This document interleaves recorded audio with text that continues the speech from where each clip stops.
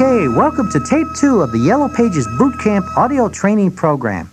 We're going to start Tape 2 with building powerful presentations, how to create more impact in your ad presentations.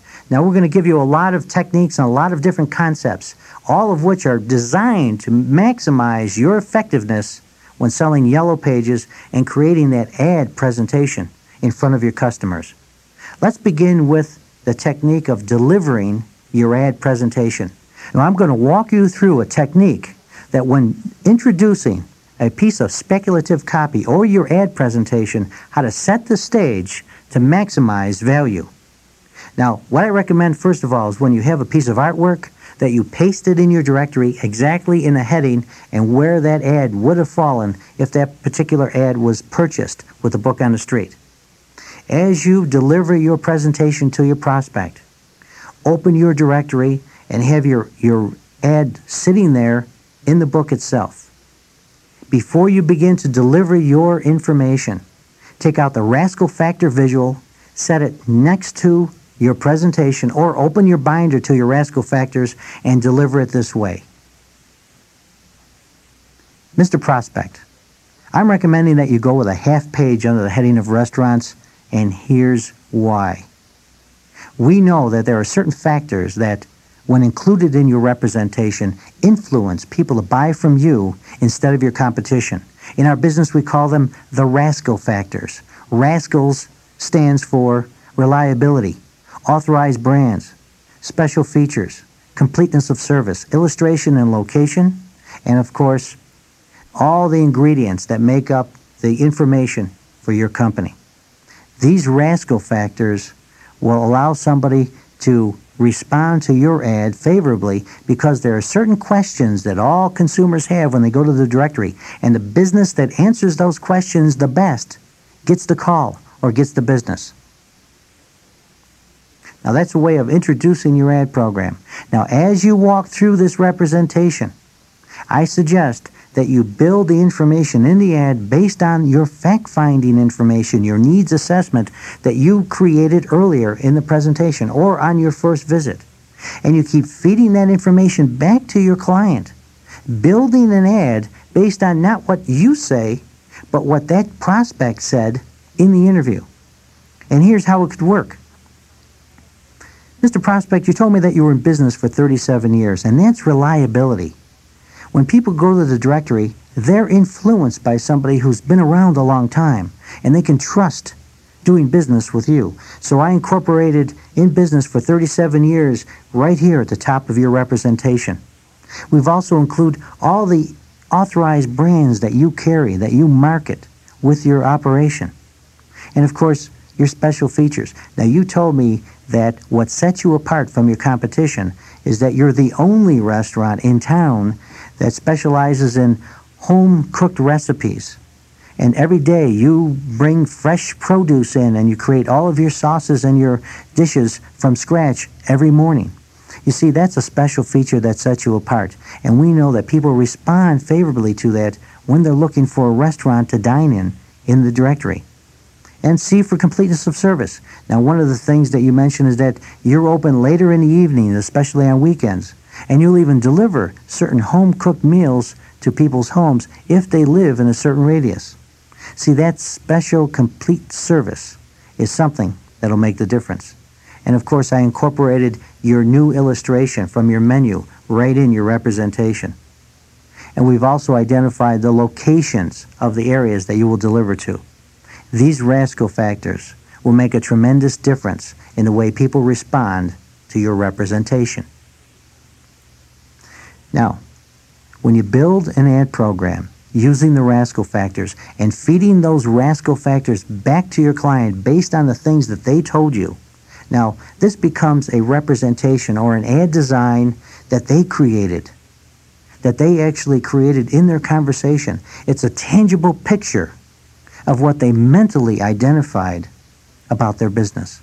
And when you create that, your prospect automatically will take ownership. Use the Rascal Factors every time you introduce an ad program, and you'll see the difference in the value and the impact to your prospect. All peak performers know that Prospects make decisions based on emotion, but they defend those decisions based on reason and logic.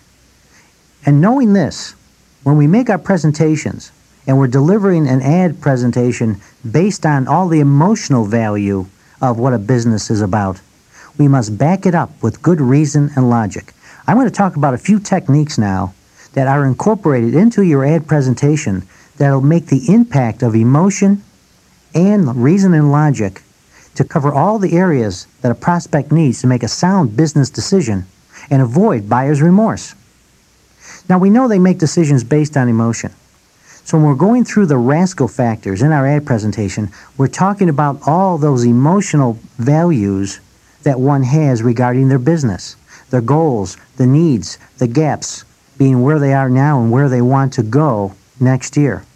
One of the ways of creating greater emotion in your presentation is to use word pictures. Prospects respond to word pictures.